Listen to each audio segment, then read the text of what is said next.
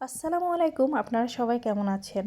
তো আজকে ছোট্ট একটা ডেইলি ব্লগ শেয়ার করব। আমি শারমিন রিমা। আশা করছি আপনারা সবাই ভালো আছেন এবং সুস্থ আছেন। তো অনেক দিন পর মনে হলো যে না, একটু মোরগ পোলাও খাই। আর রবিবারে মূলত আমরা সবাই বাসা থেকে বের হই, কারণ আমাদের মেয়েদের হলিডে থাকে। কিন্তু এই রবিবারে কেন জানি আমাদের বের হতে ইচ্ছা করতেছিল না।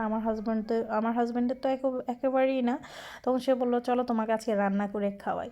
তা আমি চিন্তা করলাম, বাসা থেকে যেহেতু বের হব না, রান্নাও করতে হবে না, নিজের হাজব্যান্ডই রান্না করে খাওয়াবে। আর মাঝে মধ্যে আমার হাজব্যান্ড আমাদেরকে রান্না বান্না করে খাওয়ায়।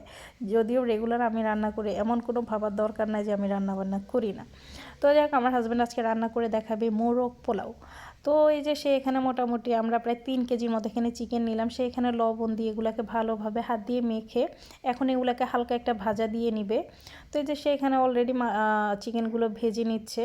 তো আমরা প্রায় সময় এইভাবে দুইজন রান্নাবান্না করি, কখনো পোলাও, কখনো বিরিয়ানি,